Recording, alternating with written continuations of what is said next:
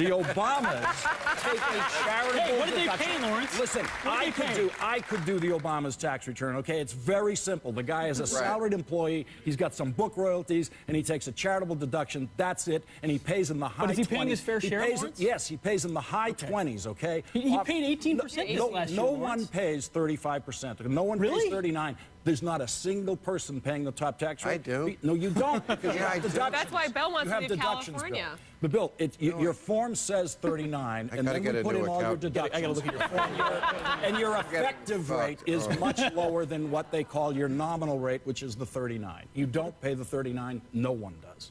Okay. Who's in the room with my accountant? You or me? It's ridiculous. Let me ask you about Gitmo. Let me ask you, Sure. everybody. I served at Gitmo. You were what? I served at Gitmo. You served at Gitmo? I did. Jesus Christ, what year?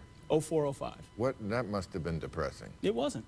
It wasn't? No. No, because you were on the outside. Well, fair enough. Fair enough. You're a guard. It was, I mean, but you weren't depressed seeing the people in there, and you weren't bothered by the fact that most of the people in there were not terrorists? I think the boogeyman that we've created about Guantanamo Bay is an absolute disservice to the men and women that guard detainees there every day. There may have been some things that happened in 2003.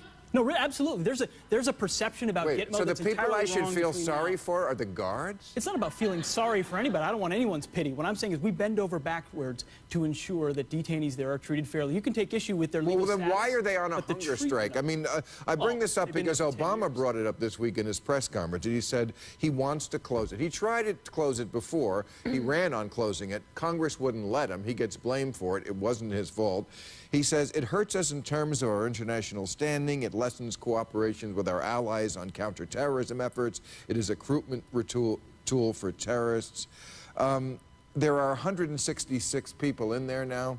There was 779 at its height. 600 were released because they had no charges against them. They were just people they took off the battlefield. Only 6 of the 166 in there now have been formally charged. This is so un-American, just to take random people, throw them into a dungeon, and lock the key away. See, that's what I got to call you.